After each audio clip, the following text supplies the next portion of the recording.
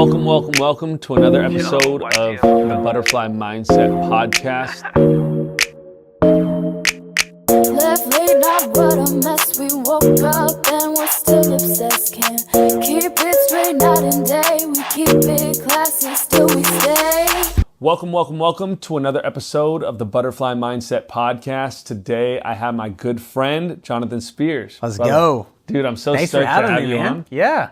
Dude, in San Diego? Unbelievable. Coming from Florida, it's 100% humidity. So you land in San Diego and you feel like the outside's air conditioned. It's insane.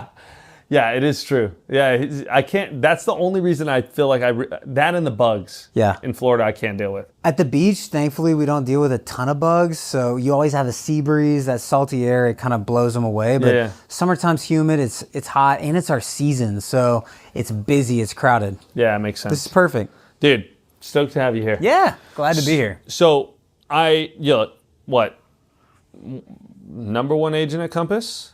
I'm I'm the safe to number say that. one large team in Florida, number one in my market for sure, all in Northwest Florida, the entire Western Panhandle, Central Time Zone, and have been for a decade plus. Yeah. So yeah, I mean we got stats galore. Yeah. $2.5 billion in sales.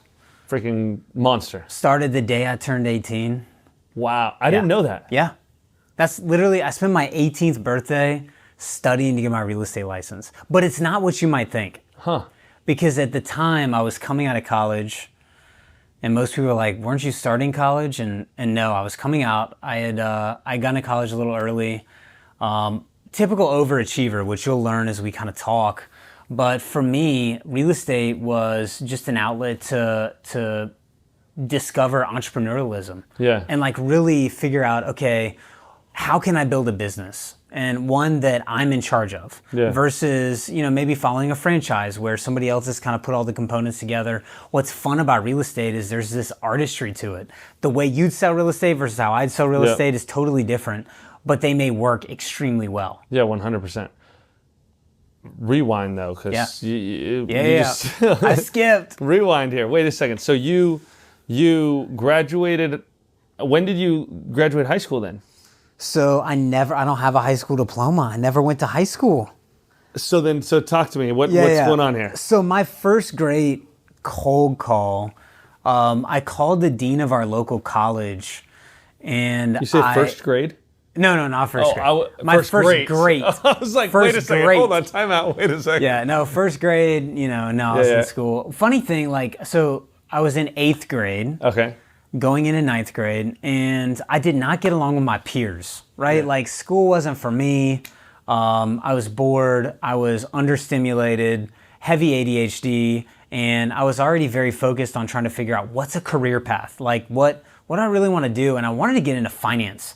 I wanted to get out of Florida, I wanted to go to a big city, whether it be New York or go off to an Ivy League school like Wharton, and I knew that I wanted a non-traditional path to get there. And so I called the dean of our local college and I just said, hey, I know there's a dual enrollment program, which basically the state will pay for your first 2 years of college in the state of Florida via dual enrollment if you go during high school. So it's open to sophomores and you're supposed to be 16 years old. I was 13 going on 14. And I just said, hey, look, I'm homeschooled, which... I was sort of homeschooled, not really. And can I like start dual enrolling? And he said, if you can pass the FCPT, which is the Florida College Placement Test, have at it, and we'll let you into the program. So I went and I basically took a version of the ACT, SATs, and I passed everything but math, which I'm trying to get a finance degree. So I was like, dang. But I enrolled full-time college courses basically as a 14-year-old. But where did that desire come from? Because like difference for me, I didn't want to go to college. I wanted to go furthest away from school. I love learning. I hate school. Yeah. Right? Where was this I want to go to college early? Yeah. So I really didn't want to go to high school, and it was a high school alternative to where you could just take full-time college courses. And I knew I wanted to go get a college degree, but I wanted an MBA. Yeah. And that was what I was after. And I knew time is money. And so in my mind, I'm like, if I can knock this out now, I'm going to be so far ahead of the game, which ended up being very true. So I started college at 14, got my first college degree at 16 going on 17, and then my second college degree at 18 going on 19.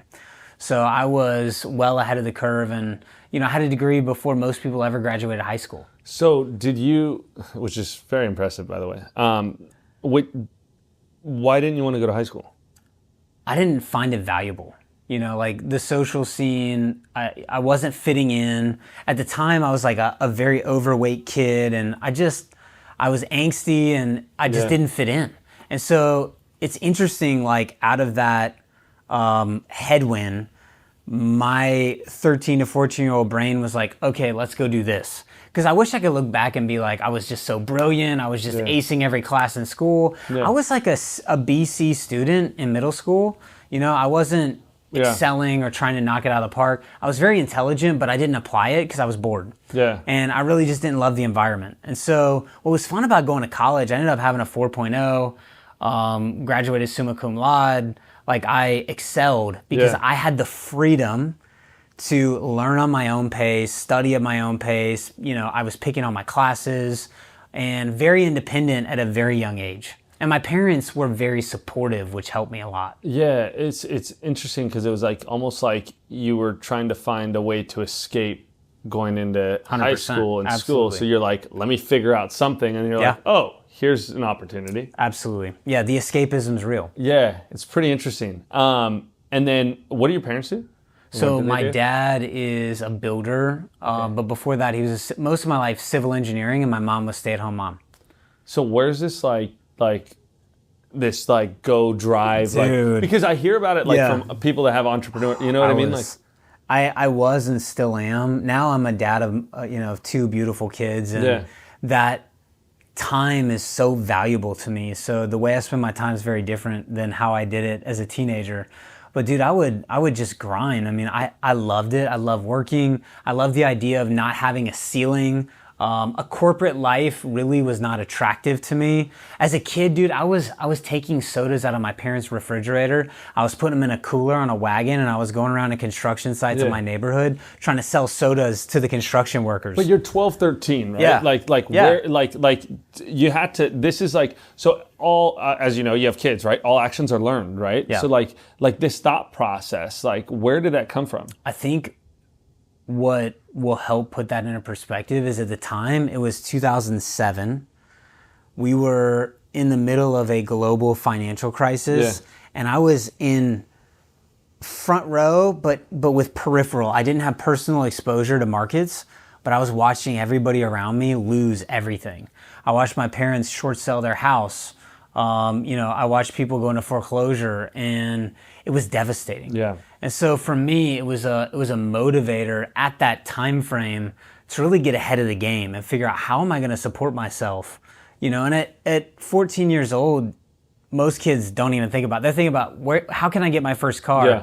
My parents didn't have any money to get me a car. Yep. If I want a car, I better go out and figure out how to make that happen. Yeah. And so that was my mindset, and that was kind of the pressure of not getting along with my peers and not really loving school, and then also this sort of macro global collapse that was happening that it inspired me to go out and figure it out. Yeah, and seeing struggle around you and figuring out how can I make sure that we don't have that struggle. Yeah, that's pretty interesting. So you go into college. Yeah, you graduate with all these honors, and what is it, summa cum laude? Yeah. Is that how I say it? Yeah. See, I didn't go to college, so. It's Latin. I didn't study Latin. And you're 18 years old. Yeah. And you have, what were your degrees in? Business admin and finance. And then I got some real estate minor. So then you decide, I'm going to get my real estate license. No, my parents were selling their house, and they said, hey, if you get a real estate license, you could learn about this process from the agent that we hired. Potentially you could collect a referral fee, which as an agent today, when a parent asks me to put their kid on a deal because they've got a real estate license, or they ask me to put a family member on a deal, I'm always super hesitant. What kind of value do they bring? But in that time frame, that was an opportunity, and I was motivated by it. Yeah. So naturally, I'm very economically motivated, and so that was a draw, and that's why I got my real estate license to start.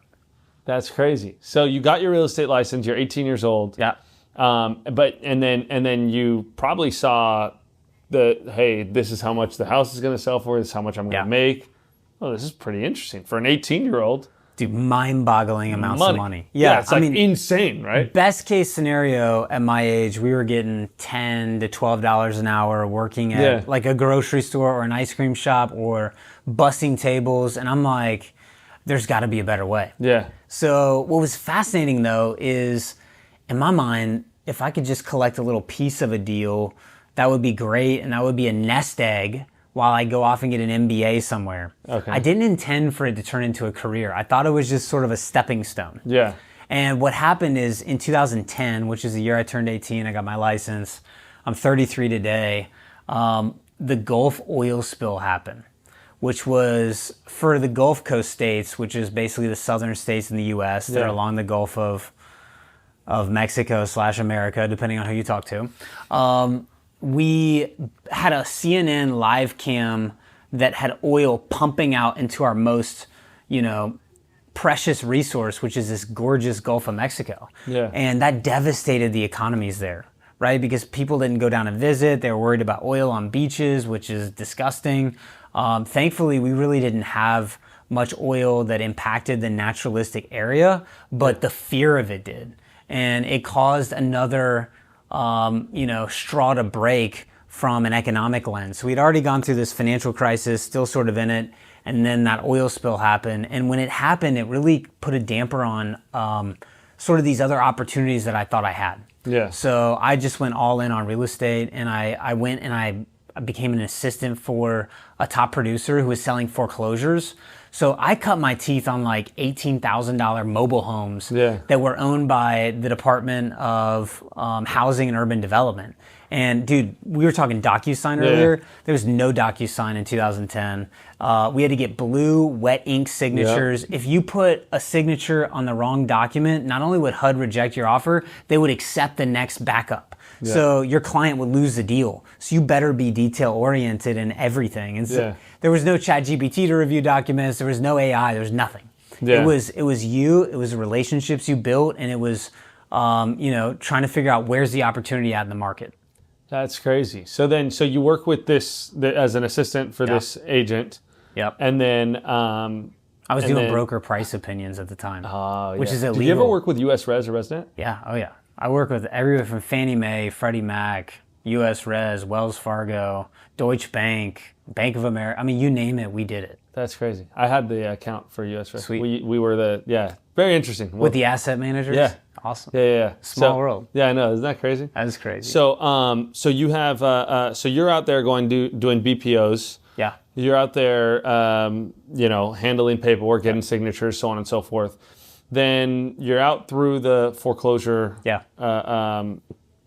process or foreclosure market. Then how did you become an individual agent? Like, what was that transition like from an assistant to an individual agent? Yeah, so I'd love to say it went really fast. It went really slow. So it took probably 2 years of being an assistant working 90 to 100 hour weeks for $400 a week flat. Yeah. But what I got is I gained favor in that office to where I was able to take phones on the weekends, and I started to build this investor client base up by essentially being reactive. So I was taking these foreclosure inbound calls, meeting people at properties, getting to know them, and then starting to build my database from there. So it probably took me 2 to 3 years before I was completely independent and selling full time.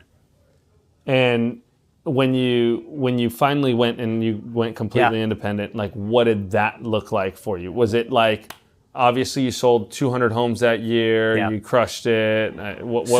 So when I went totally independent, I left the small brokerage I was working for. I was recruited by Sotheby's. Okay. I had outsold the person that I was working for by double. So I think I was 20 years old. I did 24 million that year. In 40 something transactions, and moved over to Sotheby's. And then that year I moved to Sotheby's, I became the top agent in the market at 21. What did that feel like? I remember very distinctly the broker going, "Oh my God, dude, I just saw the rankings come in." It was New Year's Day, right? So January 1st of the following year. And he's like, "Dude, congratulations." And I was like, "Oh my God, thank you so much." He goes, "Don't get used to it." Wow. And I was like, "What do you mean?" He's like, "Well, dude, like nobody does that twice. You know, that's crazy. You did that. You're so young. Like you got lucky. Like you've just had a lot of success lately." And wow, dude, I was like, "Oh my God, you better hold my beer. Yeah. I am coming for you." Yeah, and dude, yeah. I just destroyed them over and over and over and over. I mean, it's funny. I tell people I've won so many championships, but I still wake up every day as if I haven't sold anything. Yeah, well, and that's why you're where you're at. Yeah. It's I love crazy. it. It's crazy because like it's funny. My wife jokes about it all the time. She's like, if Cyrus, like I can't tell you can't do something or don't do something because then it's like it's like on, dude. It's like we gotta go. You're like, "Babe, just tell me. Just pretend." Yeah. No, I need the motivation. You It's know? fire though. I mean, like everybody out there, we all want something in life. And I would say my success is not like I tell you, I went to college early. It's because I had an opportunity to go to college early, right? I think anybody in America could have done what I did. It's not super special. I just chose to do it. And I did it over and over and over and over. And I sacrificed so much of my life, especially my early life. Yeah. I mean, my wife today, she was one of my, very first girlfriends, right? Like we got married at 21 and we've been married 12 years. I'm more proud of that 12 years than anything I've done in my business career. Yeah. And at this point, I own multiple businesses. Real estate's a passion, and I'm more interested in the industry and how we can shape the industry as a whole. Yep. So it's just fun. It's fun to do the things you love. Oh, 100%. It's also like the competition is I used to play soccer for a living, right? So like everyone's always like, "Do you miss it?" I'm like, you know what I miss the most is the competition. Yeah. But when I'm in real estate, like I get it. Yeah. You know what I mean? I get to compete, which is Absolutely. like it's such a fun, it's a game. You also need that, right? Like if you're the only A player in a world of Bs and a world of Cs, it gets really lonely and really boring. 100%. So like the other competitors that are either in my market or in industries that I'm a part of, I'm like so thankful for them. I'm thankful for their drive, the collaboration opportunities, and dude, I seek those relationships out. Yeah, 100%. So you go, you're crushing as an individual agent. You're breaking records. Yep. Like, when did you really like? What would be like your breakout? Like your true breakout? Like this is who Jonathan Spears is. Yeah. I think what's interesting is how I jumped from Jonathan Spears, the single agent, to the Spears brand and how it transformed my market. So if you were to drive up and down 38 today, which is an area of the country that most people don't know about. Yeah. We call it the Hamptons of the South, which I've actually trademarked.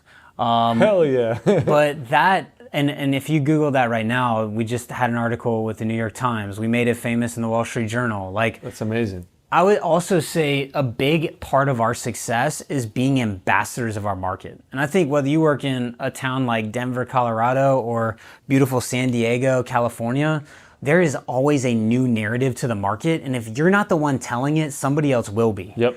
And it may be a negative mouthpiece that impacts your business. So the biggest opportunity for us is like, how can we tell the story of our market? And how do we do that at a high level? So my transition from being more of a single agent was 2017. I had an assistant and maybe one or two agents that I thought of as buyer's agents, where I just overflow business. It's like feed. It's like feeding a crocodile. But for me, I was expecting our first child with my wife, and I knew, I was like, dude, I cannot be the best dad in the world and the best real estate agent in the world. I have to figure this out because I can't just throw time at things. Yeah. My wife's super independent, very understanding. One time I was out showing property till 12:30 at night, which I don't recommend. Yeah. But in my mind, I was just throwing time at things, right? Like it's so easy.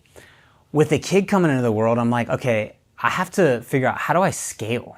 And how do you scale a business that's really built out of your overflow? You know, you can go hire a couple agents, but like I needed to figure out how to build a brand that was impactful, a brand that would open doors that wouldn't open for everybody in the market. And if you gave somebody access to that brand, it would help them become an agent that they couldn't necessarily be by themselves, or it would allow them to fast track that success. And I kept thinking about younger me, like 18-year-old Jonathan, like what would he need? What does that look like? And so that's where Spears Group was sort of formed. And you know, that business today has 25 plus agents, leading team in the country, continues to lead the market in Northwest Florida. We've got a development arm, a sales arm, and it's just a lot of fun. But for my mindset, I knew that I couldn't just be the guy that threw time at things and sort of showed up and just did the work in front of me every day. I had to figure out, how do I plan for the work of tomorrow? And the thing that I encourage agents to do today, and the thing that we're deeply invested in, is systems and processes that allow you to scale. And so I always tell people the greatest things on the planet, the most valuable things, aren't necessarily silver and gold. It's the organization that allows channels like silver and gold, and the pipelines that you can build that will continue to produce for years and years to come, even when you're not the one working in it. And so that's been my passion and really the thing that's built our success. Yeah, I'm like obsessed with systems and processes, so we can like nerd We're out gonna on this. vibe on it. So you have an agent that is a top producing agent. They're building their business right now, and they're absolutely crushing it, but they feel like they're just overwhelmed. What's the first step that you would tell them to get into to start building their systems? So there's a couple answers to that. If it's an agent on my team, they have access to a proprietary software that we built that allows them to manage their business.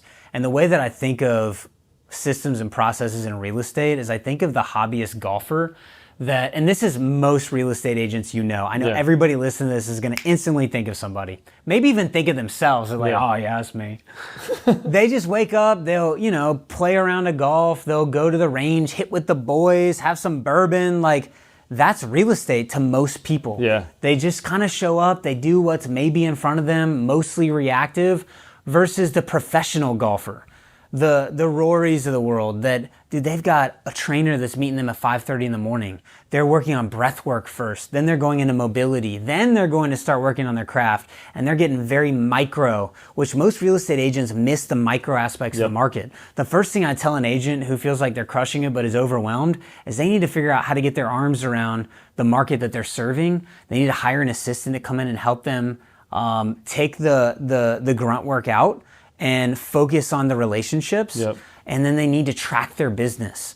And you and I were just talking about tracking every single phone call, every data piece, but most agents don't realize how valuable the data that they have is, and the data is the key to their success moving forward. 100%. It's what's going to eliminate the highs and the lows of selling real estate. Well, it's how you create a predictable business. Absolutely. Right? Because if you understand how many leads come in, what your conversion rate is. You can literally look at your data and figure out, oh, here's my pinching point. This is where I need to fix. Right? So tell me about your software, because this is interesting. All right, so you know, I've got Spears Group. In my mind, we left Sotheby's, we launched Compass in the Northwest Florida market, and I grappled with, do I start my own brokerage, or, you know, do I scale with a partner like a Compass? And everything in me wanted to lean into the traditional brokerage model. But what I kept finding is that there's really no change, no disruption, nothing new, nothing fresh, no equipping of agents that really was any different than what I'd seen the last 15 years of my career. And so when we went and launched Compass, they're very tech forward, and I just love that about them. But what we found is that we didn't have an inroad to put all of our systems and processes in one place. I had to use Compass's CRM here, and then we had to go and use, you know, Slack for communication. We had to go in, it's all bolt-on. At some point when you're trying to help agents grow, they don't want to bolt on 10 different pieces of software.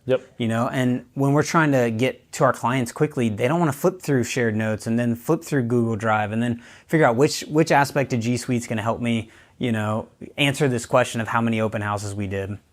For us, we put a software together that is basically how we've always run our company, but instead of being in Google Sheets and in shared notes, it's all in one spot, and then we gave AI access to that information to where it can articulate it on a dime. So it could be as simple as, what's the gate code to 123 A Street?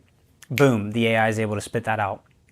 What are access instructions to, my biggest listing? Boom, AI can spit that out. With MyOps, we really wanted to equip agents with tools that can make them faster, but also help them track the things that they weren't already doing. And so we set up a mousetrap at SG that allows agents to follow our processes to reach the same success goals that I had. And then you create the accountability piece where, like, for example, with MyOps, you've got your agent leaderboards.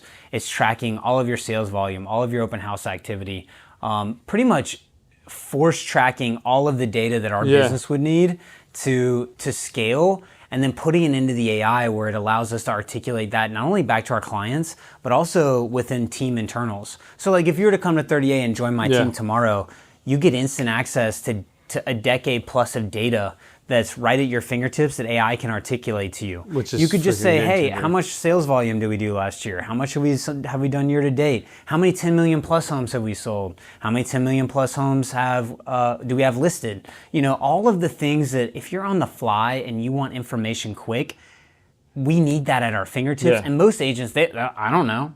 How much have you sold this year? I don't know. I mean, that is like textbook answer. Yeah. And so I wanted to make sure that our agents were able to shift from this idea that real estate's a hobby to, man, we can really scale a professional business. We can have a P&L built out in one spot. Yeah. We understand our expenses. You can ask Yetta, how much have I spent on this listing this year? All of the little details that I think as salespeople we often miss. And one example I give of that is like, just imagine you got the biggest commission check of your life and pretend direct deposit doesn't exist. Yeah. You go to take that commission check in and cash it at your bank. You get to a bank teller that's, writing down sticky notes and sticking them everywhere and, very disorganized. How much are you going to trust that bank and that institution with your hard-earned cash? Not very much, but most of us as real estate agents will run around sticky noting things, putting them in shared notes, forgetting, not tracking. And we expect to win big listings. We expect to be taken seriously. We expect to grow our business. It just doesn't work like that. Yeah, 100%. And there's no accountability piece for it. So all of this data is all from all of your past SOPs, processes. Correct. And then also, like you talked about open house data, all of this. Like, are agents inputting that data as well? They are. So we run the whole business off of MyOps. And I think that's what's so amazing about it. And I think the exciting piece, right now it's in beta, but once it's publicly available, there will be an incredible community aspect where I'm able to share how I became as successful as I did by leveraging these standards of process, the SOPs, standards of process, and helping other agents implement those same SOPs into their own business so that they can scale as well. That's pretty cool. I'm excited about it, dude. Yeah, that's super cool. I want to check it out. Now I'm excited about it. We're about to demo it later. I'm going to give you a first look. Hell yeah, that's I'm redoing the UI at the moment, but dude, it's all about simplicity. And so let me get a little deeper. My vision was to basically franchise my success and plant Spears Group all over the US.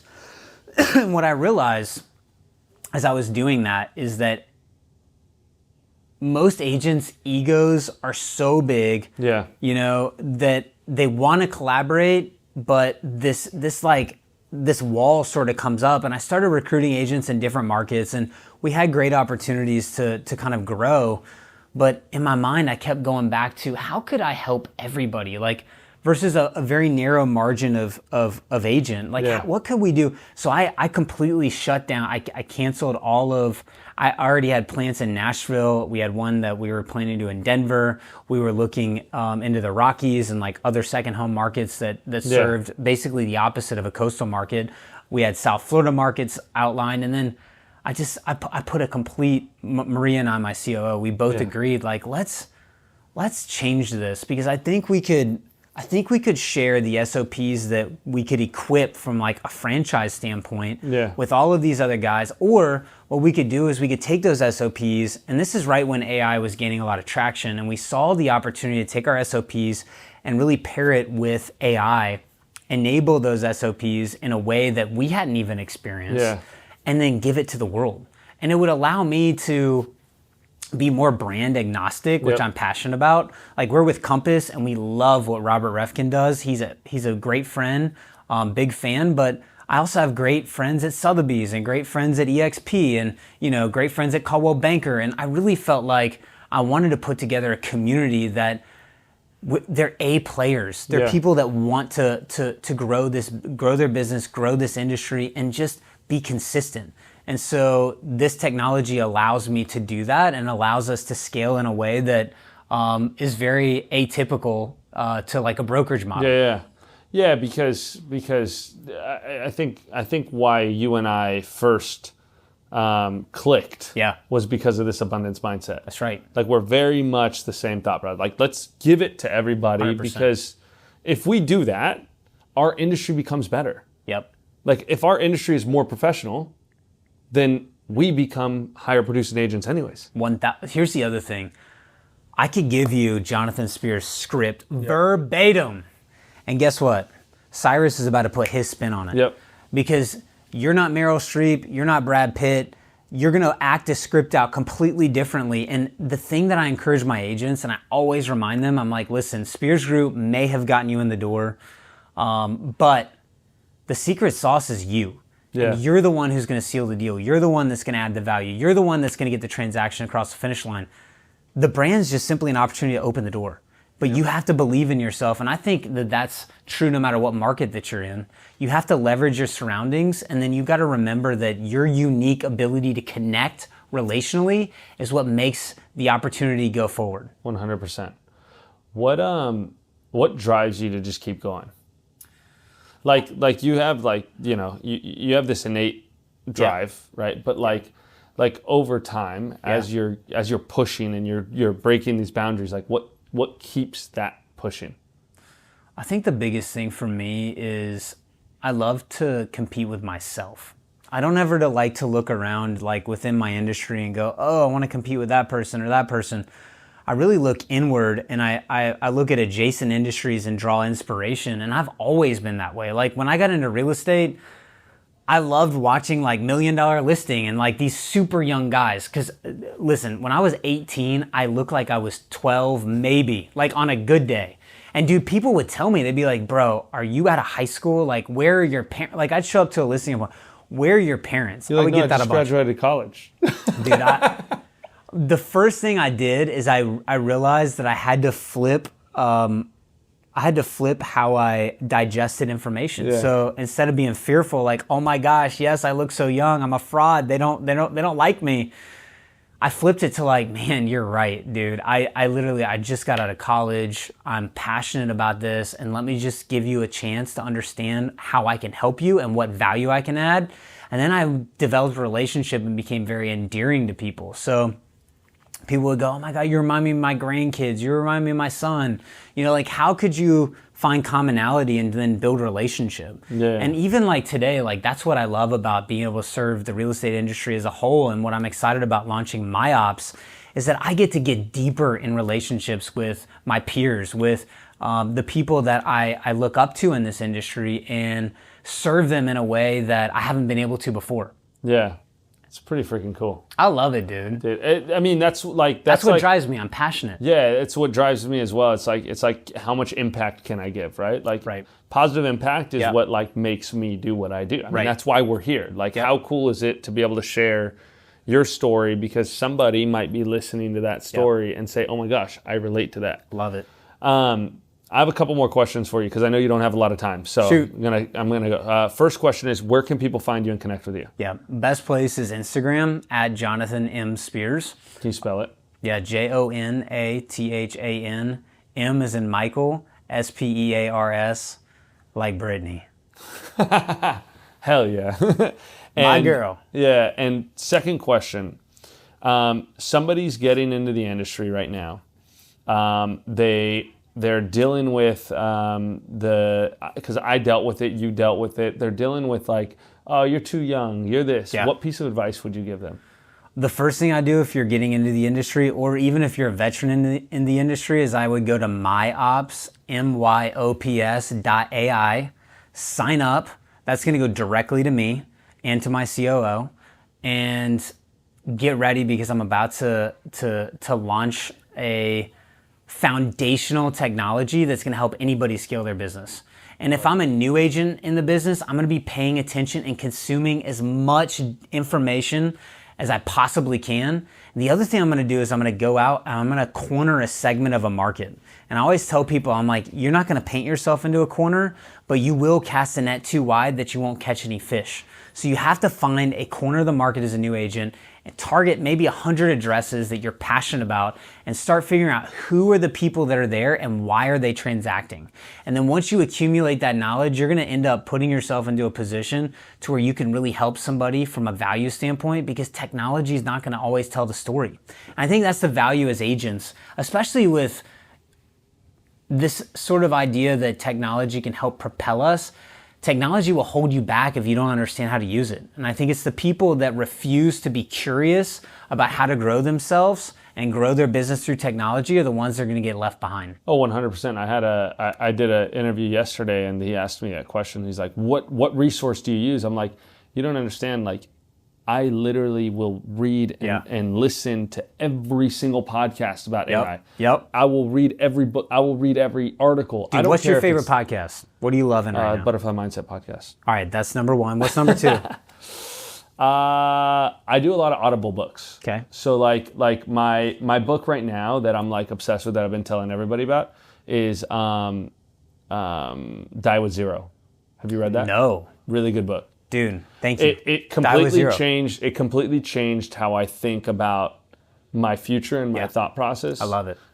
Concept, just really quick about the concept, is like this thought process of like we always are trying to make all of this money to leave it to our future generations, but like our future generation might need it now, right? So like the thought process, the easy way that he explains it in the book at some point is, you know, your kids don't need your inheritance when they're 40 or 50. Correct. They need their inheritance when they're 25 or 30 to help them buy their first house. Yeah. Right? So give it to them early, because then over time that'll actually compound even more. Absolutely. Right? The guy like also said, like, I did a huge 40th birthday versus 50th because I knew by the time I was 50 I'd probably lose a lot of my friends. Yep. Right? So it's like this thought process of doing things early before later, which is really, really good. So Die with Zero. That's what I would. I love it, man. Yeah. I love it. Bro, I appreciate you being on. My pleasure. Thank you so much. Let's do it again soon. Dude, I'm down. We got so much to talk I know. about. I wanted. We to just barely scratched the surface. I wanted to get more into tech, but I know, like, I'm trying to keep everything on the time for you. Let's do a follow-up. Hell yeah, let's do it. Love it, man. Thank you. Appreciate you. Let's go. Boom.